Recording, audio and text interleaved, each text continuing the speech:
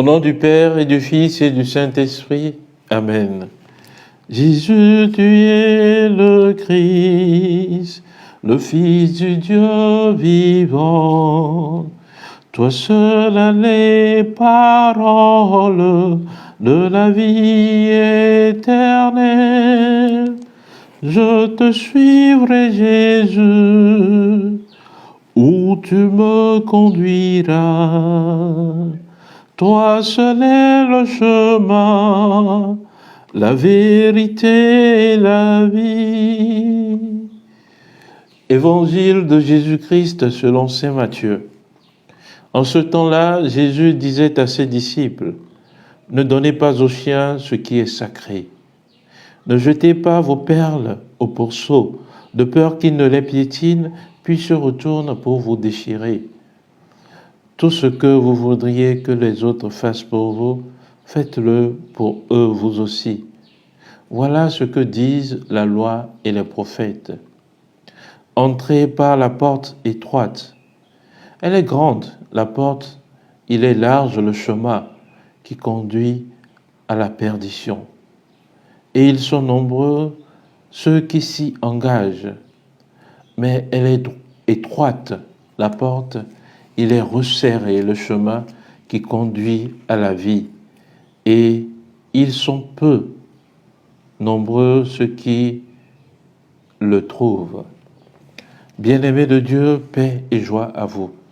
En ce mardi de la 12e semaine du temps ordinaire, nous continuons la méditation du chapitre 7 de l'Évangile de Jésus-Christ selon saint Matthieu.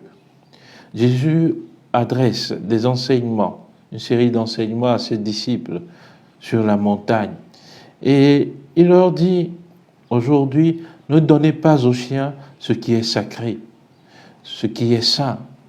C'est-à-dire, ici, cela peut laisser friser les offrandes consacrées, cela peut laisser friser les sacrements.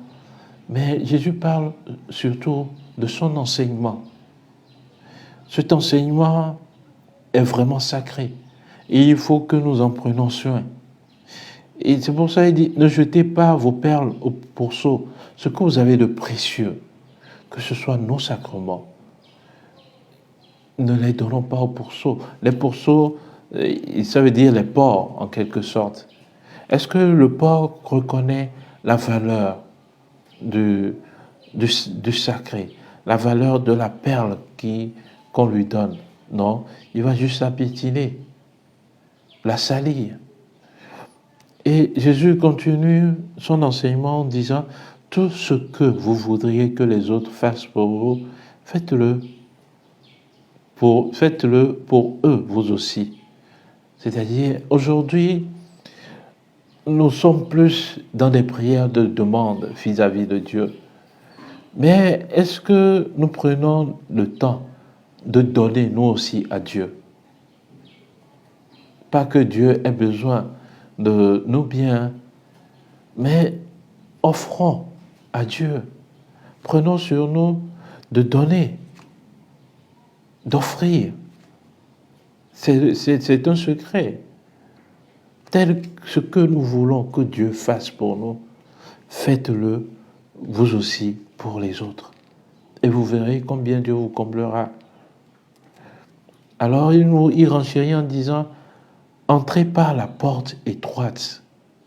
Rappelons-nous que Jésus se définit comme la porte de la bergerie. Je suis la porte. Et il dit, elle est grande la porte, il est large le chemin qui conduit à la perdition. Ils sont nombreux ceux qui s'y engagent, mais elle est étroite la porte, il est resserré le chemin qui conduit à la vie. Jésus est le chemin, il est la porte des brebis. C'est lui qui nous conduit à la vie éternelle. Voilà pourquoi on nous dit, ils sont peu nombreux ceux qui le trouvent. Le trouver, c'est pas juste le trouver, mais s'y attacher, rester fidèle à Jésus-Christ. Comme on trouve un précieux trésor et on s'y attache éternellement, telle doit être notre relation avec Jésus-Christ. Ce n'est pas pour un moment, pas pour le moment où nous aurons juste besoin de quelque chose. Non, Dieu est un Dieu jaloux. Il nous veut éternellement pour lui.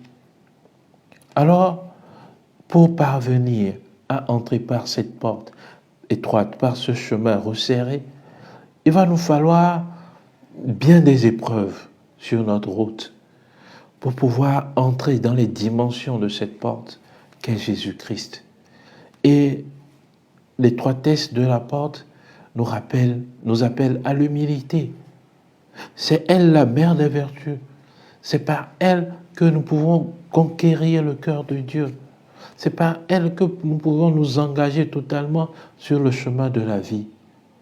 Que Dieu nous donne en ce jour de trouver ce chemin resserré, cette porte étroite qu'est Jésus-Christ, par le chemin que lui-même il a emprunté, le chemin de l'humilité et de l'obéissance. Que Dieu Tout-Puissant vous bénisse et qu'il vous accorde abondamment ses grâces, lui qui est Père et Fils et Esprit Saint. Amen. Excellente journée à vous et que la paix de Dieu demeure avec vous.